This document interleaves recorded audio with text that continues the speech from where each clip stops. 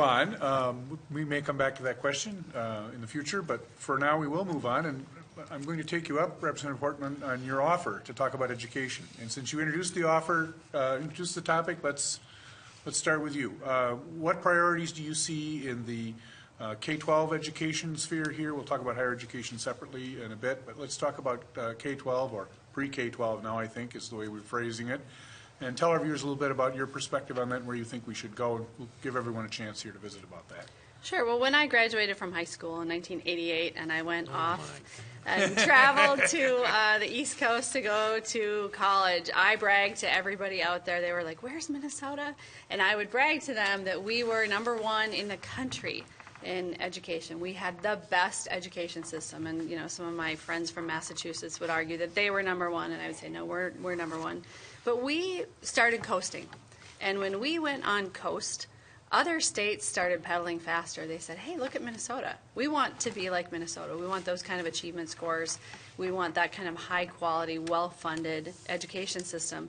And while we were saying, look how great we are, we had a couple of governors that weren't really committed to keeping up with inflation. And we had some tough economic times, and we decided to cut things instead of find revenue somewhere. And so we're not #1 or 2. Now we're in 22nd place. And I talked to our K-12 lead in our caucus, Jim Davney, about that. I said, why on God's green earth is Minnesota in 22nd place in the country in K-12 education right now? And he said funding. We get a D in funding. We just simply haven't kept up with inflation. And it'd be nice to think that we could pay in $1988 for the system that we need in 2016, but health insurance is more expensive. There's inflation. We have to pay our teachers more. And we have these complex problems that children are bringing into schools. You know, more complex mental health problems, more complex health problems where we have to provide a fair and appropriate public education to every student who shows up at our doors. And to think we can do that on the cheap is just naive. So I think my priority for K-12 this year is to see that we get out of 22nd by raising our D-level funding to maybe we can get up to a B in funding. President Albright, your thoughts? Well, I certainly appreciate growing up in a culture where, you know, education is absolutely imperative. But I think, from my perspective, it's not so much the emphasis in terms of where the dollars are going. It's really in terms of a focus on where are we going to be as a nation, as a state, in terms of the industries. Not today in terms of, you know, career paths and whatnot, but where are we going to be 15, 20 years from now?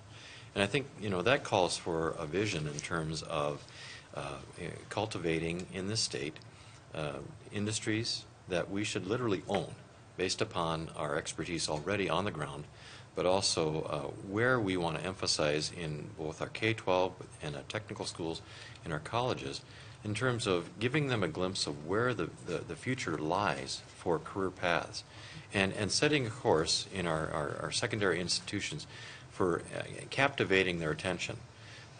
The money, you know, you can throw a lot of money at a problem, but that doesn't mean that the problem is solved.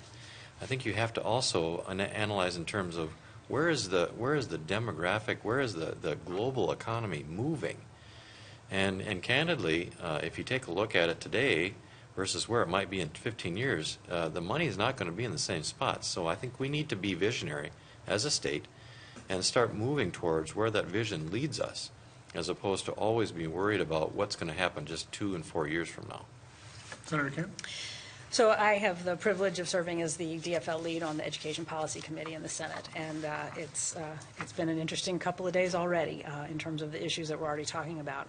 I really agree with everything Representative Albright just said. You know, the things that has made Minnesota so successful for generations is our highly skilled workforce, and a big part of that is because we have made those investments into education and preparing our students. We can't lose that competitive advantage moving in as we move into the 21st century.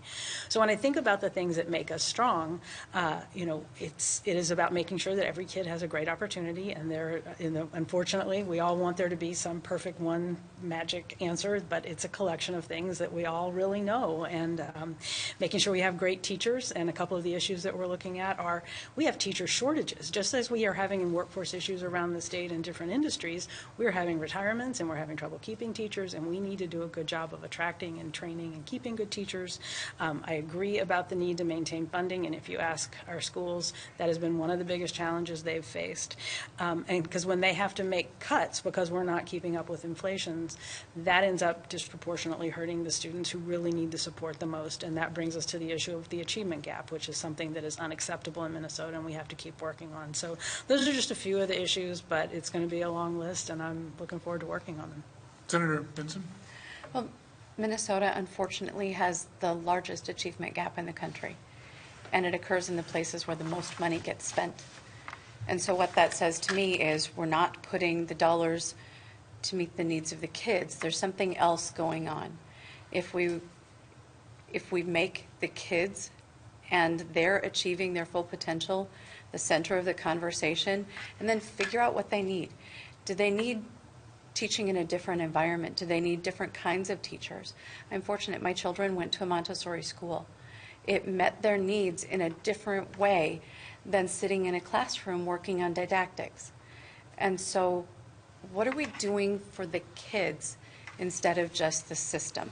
So I think we can focus on the kids, build the system that meets the needs of the family where we need to, and of the children especially, bring teachers in to surround parents as the primary teachers of their children, and build from there. And I think we grow human capital. And it's hard to talk about it as human capital, but when you look at the potential of a child over their lifetime, and when they miss opportunities to learn to read, when they miss opportunities to learn basic math skills, for the rest of their life they're impacted and they're playing catch up, and some of them end up in our corrections system, and then we can't meet the needs of our employers. And so let's start with what's essential and build from there, instead of coming from the outside and trying to build a system according to what we would like.